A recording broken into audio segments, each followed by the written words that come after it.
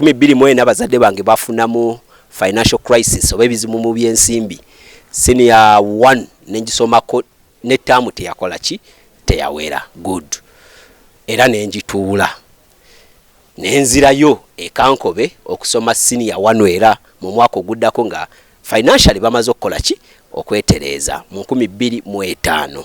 Omwaka guli gwe nasoko gwa 2004 tebyantambulira bulungi kubanga era nalina challenge y'okubeera omuto nga ndi mumpi nga ndi mutono era nafuna okutizingibwa wabula kano ke naddamu ate kanyamba kali nali si wanvuye nenge somero ndimanyidde abandi badde bantizinga nabalabako bakyaliba nga abamu nabalabako so twasobola okubeera nga tusoma bulungi nnyo paka naye St. Francis Kankobe ekimu ku byenzijukirayo lyali fujjo okujerega twazanyanga emizannyo amatatu biki mu kirasi efe twatulanga mabega naye ga madam oba teacher ali mu kusomesa na amatatu gakola ki ganyoka then n'okujerega baba tuliranye twagala tumujerega abenga atwanganga teacher alooze nti ye atuyikiriza so akakwetu akakosa ako twakalimu abantu bangi bamutumba basegujja bakawuma naye bambi bona basinga obungi akadde kano okuwuliziganya kuki kutono. Senior 3 ovaaye Kankobe. Senior 3 navaayo lwaki omuzannyo gwali mungi bakugoba mukadde ye yanzijayo nga kye nakola mu senior 3 si yali ansuubiramu mu third term. Omuzannyo gwasukka n'osoma bubi agenda okutunula ku report n'agamba no Francis nino mulabuukirira nga obudde bukyali bwe tugenda bwe tuti definitely senior fame kubye. Nkwebaza okuba omulabi omulungi wa Fake Media. Ndi wano ndi mukosefu naye nga tujja kutambulira awo kisenyiga kintwala ekifuba naye eggwanga lyaffe tulina oddiweereza nina okusigala nga ekintu nkikwasaganya.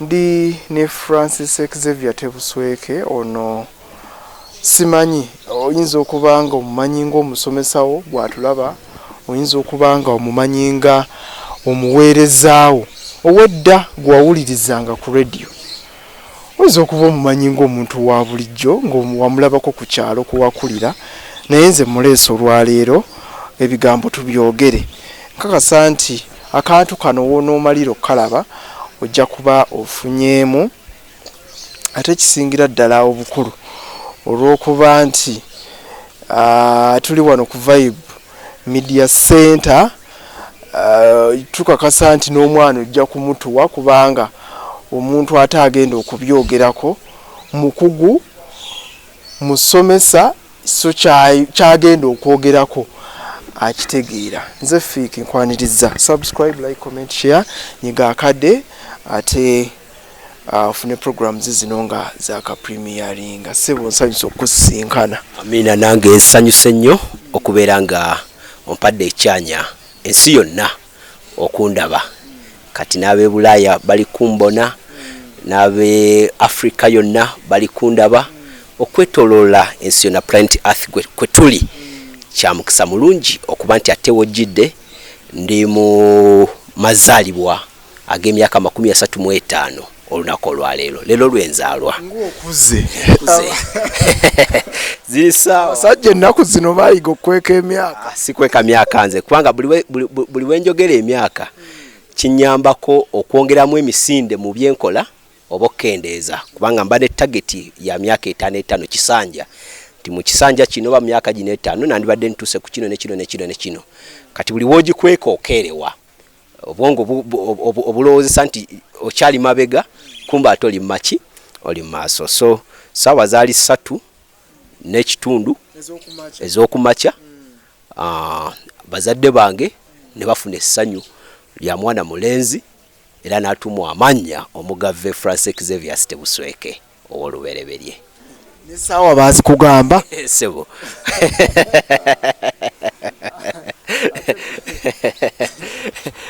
sawa 3 bali bamaze okutegeera nti tufunye ezzadde lya ddenzi eddenzi lyazaalwa mu 1991 enaku z'omwezi 25 omwezi ogwokubiri kaakano wano we lutuuse kale but nina abagituukako kuba bangi nnyo abatugenzeeko nga tebannaba kugiweza. N'olwekyo naffe wano ku Fiki Media tukuyozaayoza ssebo era tukwebalizaako Mukama nti weebale kutuuka ku kkula ate n'ebirabo bya birthday abali wano tugenda bibalaga naye nga tugenda bireeta ate ekintu tukikwasa. Byatandise wiiki ewedde abantu bajja mpolampola, ono n'aleeta kino, oli n'aleeta kiri, oli n'aleeta kiri. Ndi mu ssimu nnyo n'amakampuni g'amawulire, amarediyo abayozaayozezza oba abanjagalizza obubaka, bannamawulire, abantu ssekinnoomu, abayizi mu bitundu eby'enjawulo. Waawo, ndi mu ssimu. Weewaawo. Tutandikira awo. Maama akuzaala yaani ne taata tudde ewaka gye tuba tutandika. Nga bw'owulidde amannya nze omugave Francis Xavier Stebusweke, nzaalwa omukyala eyeddira ente. Maama bamuyita Narukyamuzi Caroline. Linnya lya Caroline. Naye mu myaka egyo lyayitibwanga Carolina kubanga gaayatulwanga mu Luganda. Nzaalwa omukyala Narukyamuzi Carolina oba Caroline eyeddira ente. Ate kitange ye omugenzi Christopher Kasoma yafa mu mwaka gwa 2001. Naye yanzaala, nzaalwa ku Mutala baguyita Mawokota Buganga. Bw'oba ogenda e Kampala waliwo awantu awo nga wakava mu Lwera wosanga lumonde omungi. Wosanga lumonde mu buveera bwa green, mu bubakuli, mu bugundi, mu bukapukapu, butini. Awo wensibuka omutalo gwo baguyita Buganga. Wakolanga mirimu ki egyakwanguyiranga era giriwo egyakuwanga obuzibu egyatuusa n'okukuba ku kiro? Sijjukira kunkuba kubanga ekituufu weewaawo si yenze yaziyina empitirivu empisa, naye nali omwana asembayo. Ebiseera ebisinga obungi abaana abasembayo ba last born bafuna nnyo ka favor okuva mu bazadde, ne bwakola ensobi bye basiisi abagalanda babakoze ebyejo. Naye ate weewaawo nti baali banteekateeka kukuzibwa nakyejo, naye bwe nalaba ensi mwe ngenda okutambulira, ensi yate nenshapinga nti nina kuba omuntu ate atali wakyejo. Mu family mwe nazaalibwa family y'abantu 10. Nze asembayo, naye nga mu kaseera nga tukula nayinya nnyo emizannyo gye nali nsinga okwagala oba okwetaayizaamu, omuli okusamba akapiira. Era akapiira ako ak'ekyayi nakakuba, era kwolwo lwentegera nti akapiira k'ekyayi kanjawulo ku mupiira guno omuzungu, kubanga akapiira k'ekyayi nze yabeeranga yeesigamizibwako ensonga. Okategeera juka mukasambira mu lujja wa wafunda amagolo nze nga teba na buli kimu, naye bwe twaddanga ku muzungu ate ng'olwo nekkatebe oluusi sikola ki gwanzitoowereranga engeri gye nali akatono ate akampi nga gunkaluubiriza ogusamba oguseseetula ogutuusa oluusi mu ggolo oluusi ewala. So nenesanga kana ak'ekyayi kaba kazitowamu, ak'ekyayi kaba kawewuka katono kawewuka, ate wakakubanga endiro nga niwo okateeba wa wali kumpi. Jukira olujja lutono ku kisaawe ekiri standard. So nali mukugu nnyo mu kapiira k'ekyayi, ekintu kye neenyumiririzaamu, naye ate we nakula saakyenyumirizamu lwa nsonga akapiira k'ekyayi tekalina gye kakola ki, gye kakwongera nti nandibadde mukugu nnyo ku mupiira guli ogwaki omunene omuzungu. Oba osanga kati singa fe abeebuuzibwako ku Uganda Cranes oba olyawo ne ku makirabu amalala. Abawala muli bameka n'abalenzi? Balenzi ku baana 10 benkutegeezezza okuva mu kitange omugenzi Christopher Kasoma, bali abawala 7, abalenzi tuli 3. Esebo mwe batono. Waliwo abalala abagendera mu layini gy'olimu eya media mu kika kyonna, mu family yaffe yonna, so seewaka mu taata ne maama, wabula mu family yonna mwensibuka ey'Abakagombe, the Kagombe family, nzenzeko munamawulire alimu. Yesebo nzenzeko munamawulire alimu. Naye akadde kano ndi wa ssanyu nti abantu era mu family ate bali mu kusoma omulimu guliwa guno ogw'amawulire, nga bagusoma oluusi otaddewo ekyokulabirako gye bali. Okitegeera, nze nayingira omulimu guno ogw'amawulire nga nzenzeko munamawulire family yaffe yabasawo n'abasomesa basengange bakitanga abato abasinga basomesa abalala basawo. Gwe kye kyasinga okusikiriza okuguyingira gwasembayo naye togoberedde mirimu gy'abali gwe n'oyawukana ku bo. Nayagala nnyo okukola ekintu ekyenjawulo ku balala nga ndowooza kijja kunfuula ow'enjawulo. Bwe nali nzijuza jabu form ku senior 6 jabu form eyo nalinako ebintu bisatu bye nali njagala okuba, naye first priority bwali bufaaza kyanjawulo era mu family yonna temwali muki mufaaza. Second priority bwali byamawulire bino journalist oba mass communication, mu family yonna temwali mu munnamawulire. Kati nga te third priority ensonga ey'okusatu ye yali ate ey'okusomesa eyo bwa teacher. So ogwa family gwe naleeta ku namba 3 giri emirimu emirala egisoose egyo nayagala wakiri nange ntandikewo kubanga wesanga nti n'obwo obusomesa omulimu gwa family oba obusawo nti nabo kuliko omuntu mu family yaffe eyakitandika ng'osanga abaliwo omukadde ako bakolanga bintu biki birala abalala bonna kwe bagoberedde. Njagala nnyo okuteekawo omukululo kakati bwe mbanga akadde kano ndi munnamawulire nga family n'abantu ku kyala abataka batandise okuyingira omulimu guno n'okugusoma, kimpe essanyu nti ntaddewo omuki omukululo oba ntandise okuteekawo ettaffaali oba ddala kituufu ndi kabonera kye bayita ekyokulabirako. Ndi ekyokulabirako abalala kye basobola okulabirako ne baddamu amaanyi ne baddamu essuubi beppo ne bafuna ekyokukola n'ekibatwala mu maaso. Yesebo tugende mu kusoma. Nasale wagisomerawa paka wootuuse kati? Mu 1997 nga maze okuzaalwa mu 1991. 1997 natandika olugendo lwa formal education oba okusoma. Era nze saasoma ku Nasale. Walwawe gyo si myaka 6. Okuva 91 tuka 97 wabawo emyaka emeka 6. 92 ya nalwawo jukira lwaki twalwangawo abantu bedda.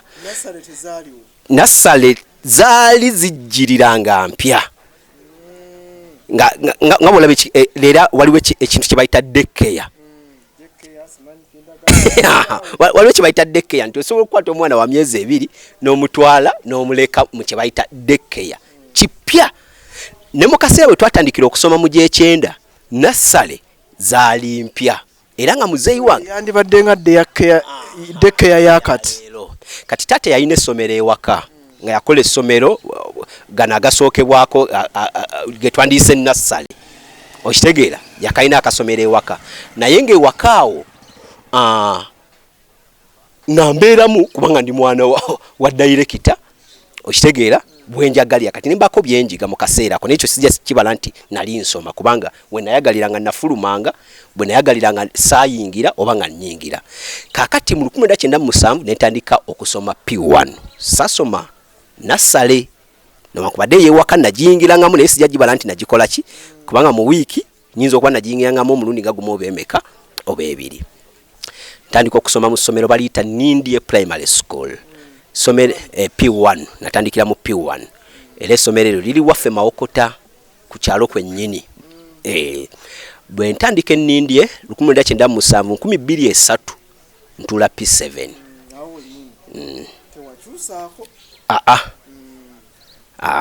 Saakyusa ssomero primary nayo gisomera ku ssomero litya lemu 1997 ntandika P1 2 ntula P7. 97 twafuna challenge abaana basinga obungi abali bayingidde mu ssomero abamu baagaana okulemerayo abayingirira naddala ku mwaka gwange oba ku myaka gyange abamu baagaana okulemerayo. Lwaki? President Museveni ne Minister w'ebyenjigiriza yaliwo akadde ako Namirembe Bitamazire baleeta ekiragiro nti buli mwana mu Uganda ku mutendera gwa primary wa kusomera buki bwelele UPE atandika 1997 era atandika naffe ebiseera bye wabanga eryo lyali lya UPE lyali lya government ebiseera ku masomero ga government by the way madendese so saaga obwannannyini wabula ga government enkola nti ffe twatandika mu 1997 emikisa gyali mingi abaana bali batandise nga bato ate okukola ki okuva mu ssomero because President Museveni yali omukulembeze mukadde ako ne ministry y'ebyenjigiriza ebiseera bye yali ekulemberwa maama kakati omugenzi Namirembe Bitamazire baleeta kye bayita UPE Universal Primary Education ti amasomero gonna aga government aga primary omwana asomera bwerere nakutegeeza nti mukadde ke kamu era bwe kyali temwasasula yadde ebibiri by'obuugi tewabanga era by the way nakati abakikola mu bumenyi bw'amateeka kubanga sente zivayo mu government ne zijja zimala basooka ne bakola ne balaba essomero ne bamanya population lyeyina buli mwana government emusasulira sente ate nesasula n'abaki n'abasomesa kati kana akabasomesa ate okusabayo abaana akasente bakikola mu bumenyi bw'amateeka munnange waliwo kye bayitanga omusolo gw'omutwe ng'abantu bakitaffe babawesanga omusolo buli muntu ng'alina okuwa omuki omusolo kati nga bagamba nti bw'oba toli ku ssomero ng'ate owezezza emyaka 18 oba olina okuwa omuki bakubala nti oli muntu mukulu yadde tokola yadde okola kati ekyo kyaleetera bwe baateekawo okusoma kwa bonna abavubuka bonna bali beewala okuwa omusolo abakulu abalina n'abaana baakomawo ne basoma mu P1 ne batandika buto kati lwaki gavumenti bwe tuba tetwawanduka mu ssomero mu 1997 tetwali baakuwanduka nti kubanga ebisajja biri ebikulu balirya nga kitudde n'akaana akato kikuba engolo kikukola kino kikukola kiri kyatutaataaganya naye twamalako era ekituufu P1 P2 P3 zaatukaluubiriza naye by P3 ebisajja byali bimaze okwewandulamu byokka na byokka ebimu nga bizizza emisango ebirala biganzizza abasomesa tuba mu PE ekivubuka kye baleeta okusoma ebyempaka kitunulira madamu akikozesa PE ate byabangamu ne ssente nga bigendeyo ku myala eggolo n'ewalala ne bivuba kakati nga kikyangwira okuganza omuki omusomesa yena abeera akiriranye so naye twasobola okusoma ne tumalako primary P7 njitula mu 2023 era ku ssomero lye limu Nindye Primary School ekituufu ku ssomero eryo ne boddayo akadde kano likyaliyo nakati gyeriri gamanyi okusenguka gyeriri ate ekimpa essanyu nti lyongerako bwongezi ate ekinyongera essanyu nti ne taata mwe yasomera taata mwe yasomera primary kitegeeza kadde kkulu mwe yasomera polotya ate nange mwe nasomera ndi omu kubakola obulungi ku ssomero eryo however nti lyali lya gavumenti service delivery nga ntono naye nali omu kubakola obulungi secondary olagawo olwo njirumba mu ssomero baliyita St Francis diri ku kyalo kyekimu bayita Kankobe ye parish Kankobe parish ye parish esembayo mu Kampala Diocese ngo je Masaka bagita Kankobe so ngendayo okusoma senior secondary mu 2024 bazadde bange bafunamu financial crisis obebizimu mu byensimbi senior 1 nenjisomako ne tamu teyakola ki teyawera good era nenjituula nenzirayo ekankobe okusoma senior 1 era mu mwaka oguddako nga financially bamaze okukola ki okwetereza mu 2005 nensoma 2.5 senior 1 mpaka senior 3 nga ndi Kankobe primary school eyo byanyumira omwaka guli gwe nasoko gwa 2 tebyantambulira bulungi kubanga era nalina challenge y'okubeera omuto nga ndi mumpi nga ndi mutono era nafuna okutizingibwa wabula kano ke naddamu ate kanyamba kali nali siwanvuye nenge somero ndimanyidde abandi badde bantizinga nabalabako bakyaliba nga bamu nabalabako so twasobola okubeera nga tusoma bulungi nnyo paka naye St Francis Kankobe ekimu ku byenzijukirayo lyali fujjo okujerega twazanyanga emizannyo amatatu biki mu kirasi efe twatulanga mabega nayega madam we baticha ali mu kusomesa na amatatu gakola ki ganyoka then nokujerega baba tuliranye twagala tumujerega abenga atwanganga teacher aloze nti ye atuyikiriza so akakwetu akakosa ko twakalimu abantu banji ba Mutumba basegujja bakawuma naye bambi bonna basinga obungi akadde kano okuwuliziganya kuki kutono. Senior 3 ovaayo Kankobe. Senior 3 navaayo lwaki omuzannyo gwali mungi bakugoba mukadde ye yanzijayo nga kye nakola mu senior 3 si kye yali ansuubiramu mu third term. Omuzannyo gwasukka n'osoma bubi agenda okutunula ku ripooti n'agamba no Francis nino mulabuukirira ng'obudde bukyali. Bwe tugenda bwe tuti definitely senior fame kubye okategeera nandabuukirira nenva e Kankobe senior secondary school lisangibwa nalyo mu Mawokota mu Mpigi nenjolekera e Busega somero baliyita Blight High School.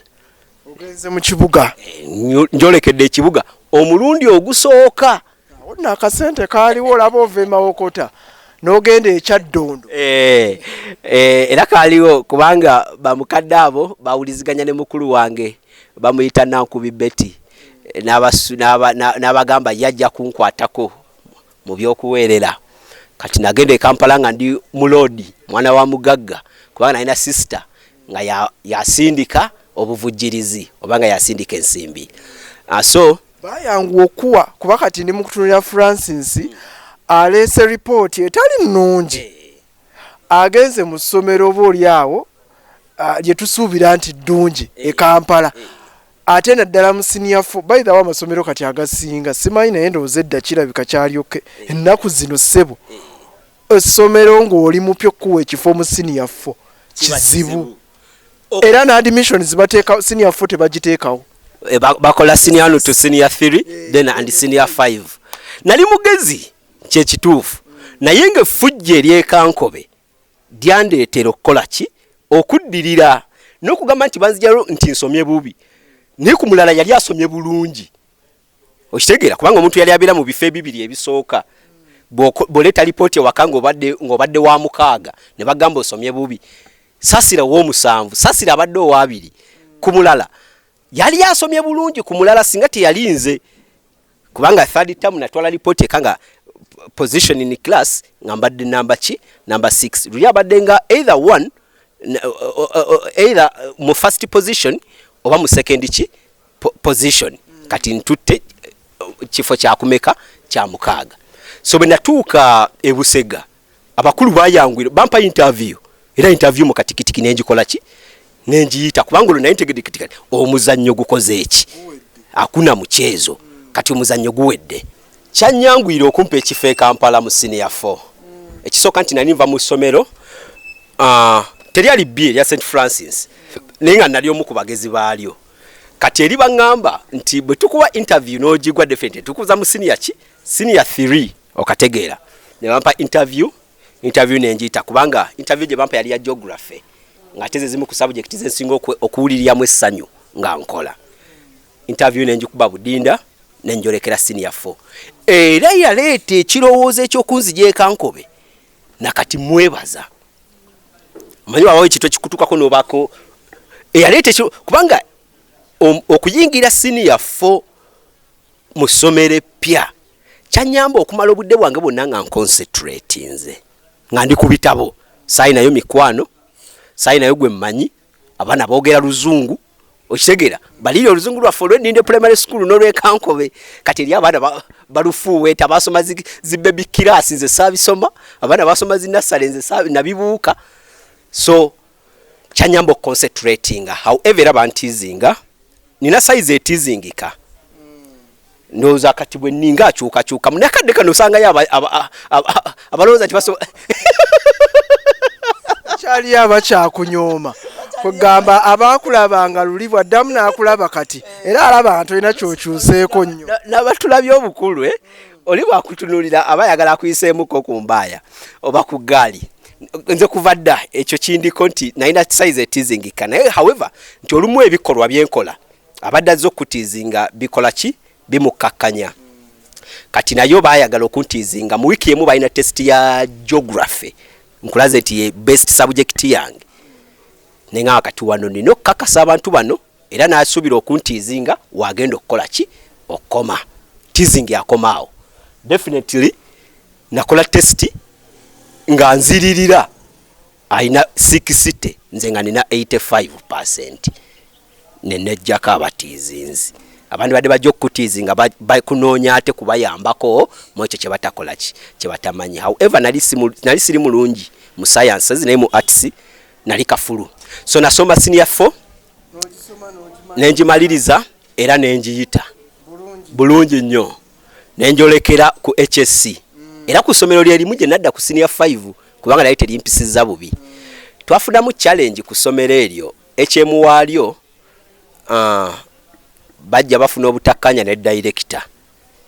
Bwafuna obutakkanya ne director HM alowooza naye asobola okukola director byakola ki byakola.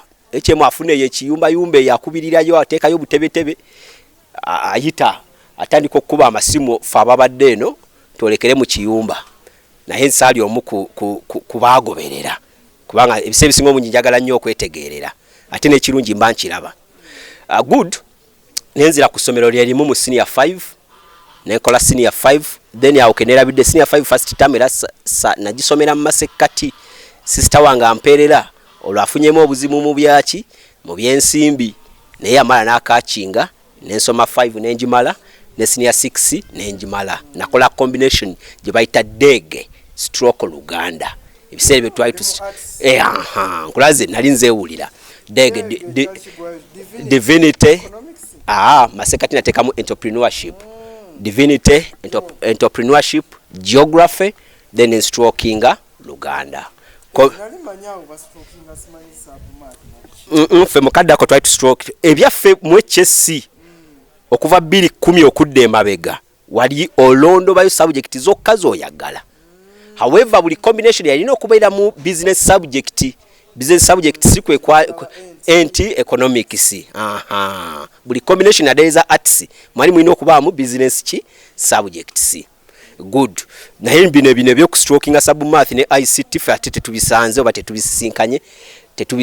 oba tetubisinkanye tubirabye mawulire mbirabye already nayingira damaki amawulire. That is senior 6 nkola combination yange ate era ngikola bulungi nnyo n'okugiyita ngiyitira ddala with flying colors. Secondary level ewedde ngenda ku level eddako